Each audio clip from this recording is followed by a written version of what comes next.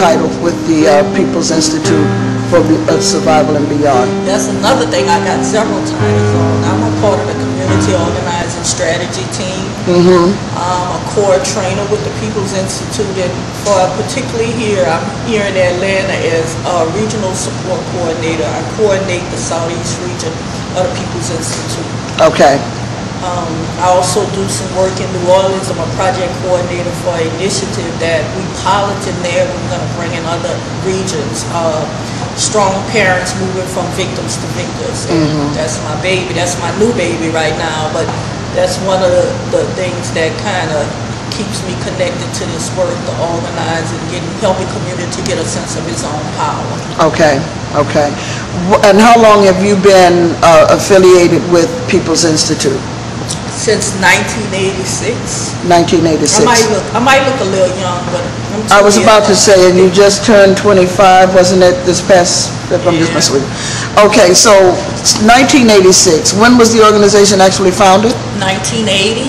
1980. And it was founded by a group of veteran organizers. Mostly, a lot of them were organizing right after the Civil Rights Movement. A lot of them had participated in organizing around welfare reform, the whole issue around, the college organizing that was going on, and they evolved into trying to find some kind of way to organize in a way community empowerment, and realize that certain ingredients of organizing and the training, that there were certain ingredients missing: race, history, and culture. And begin to bring that into a forum, a workshop forum called Undoing Racism in the context of community organizing. Okay.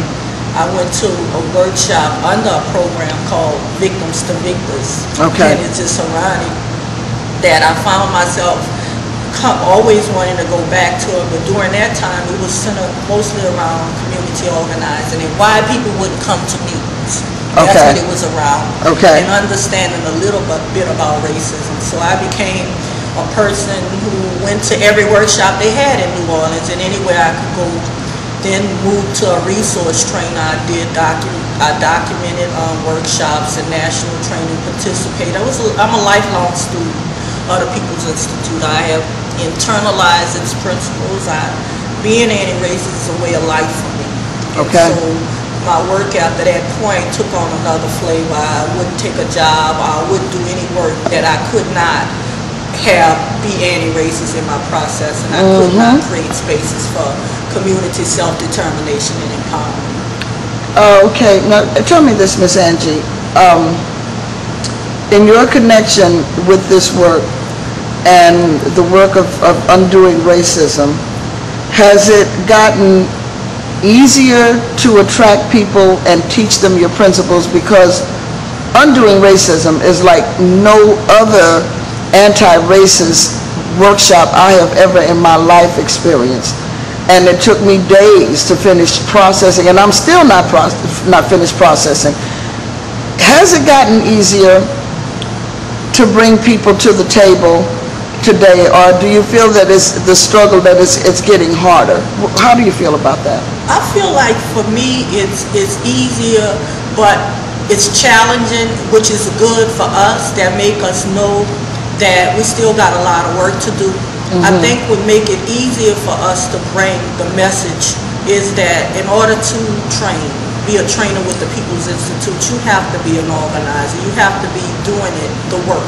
And when you're doing the work and you internalizing it as a part of your life, it's not something that's outside of yourself. So when you're talking to anybody, you're talking about your experiences as it relates to the journey of being an anti-racist, and you touch into some experiences they may have, or some journeys they have in their life where you can't be in this country and don't see the impact of racism. So even if we might not agree on everything, but we agree it's a problem, and we could meet people where they are in the dialogue.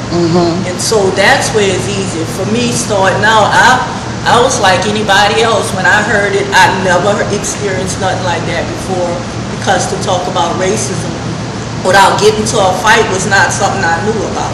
Okay. And so going to the workshop, I realized that we could have not only a conversation, but a comprehensive conversation about racism without killing each other. Yeah. And that I would be in a room with people who were unlike myself, of different races, and we could come to some kind of common. We have differences and we see the richness, but we could leave the room with some hope.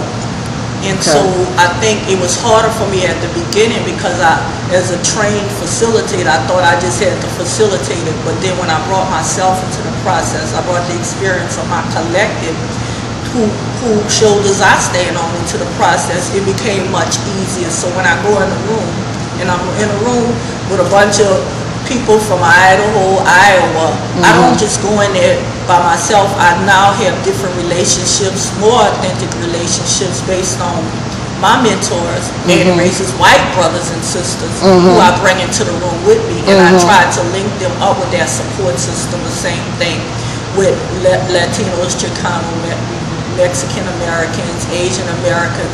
So that's the hope I see, that people are tired of racism being done in their name. And a lot of people are tired of being victimized and want to be in a place where they could overcome what racism have done and have this country be what it's supposed to be. Okay.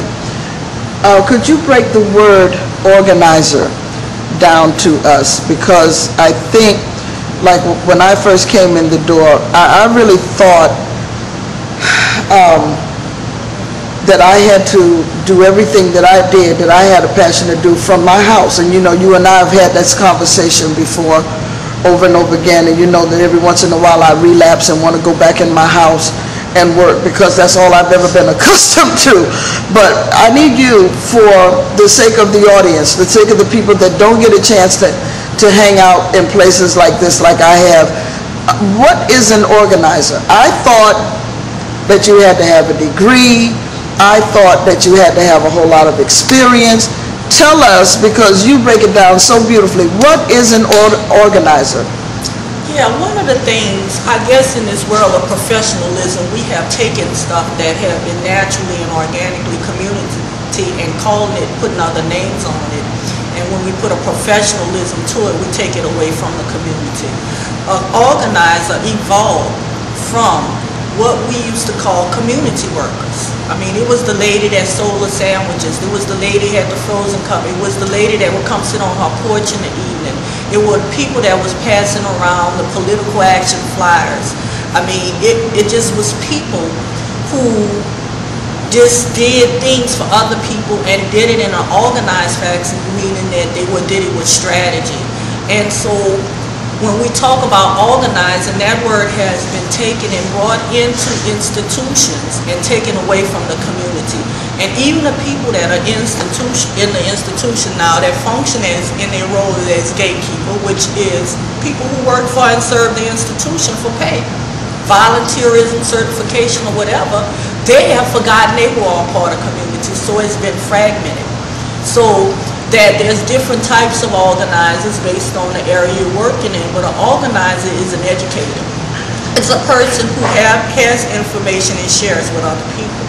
And you can't share something that you have no knowledge of, and you can't just share any words. So right now, we're at the time of media, all the media sound bites that some people take a little sound bite and run, but you got to be informed, you got to read. You know, you gotta, if you can't read, look at a video. You gotta do something to build your knowledge bank and then educate others, and educate in a way of drawing out of people what they already have in. Because the base word of educating is called educo, which means draw out. But we have also taken that word and it's almost like we just teaching and not educating. Another thing an organizer does is a motivator. You cannot get people to come anywhere to your meeting or hear what you're saying if you got a negative attitude or you hopeless.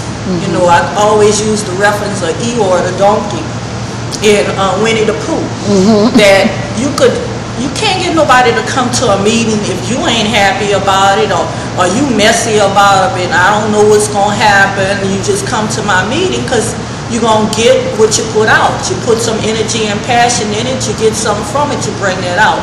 So you have to be a motivator.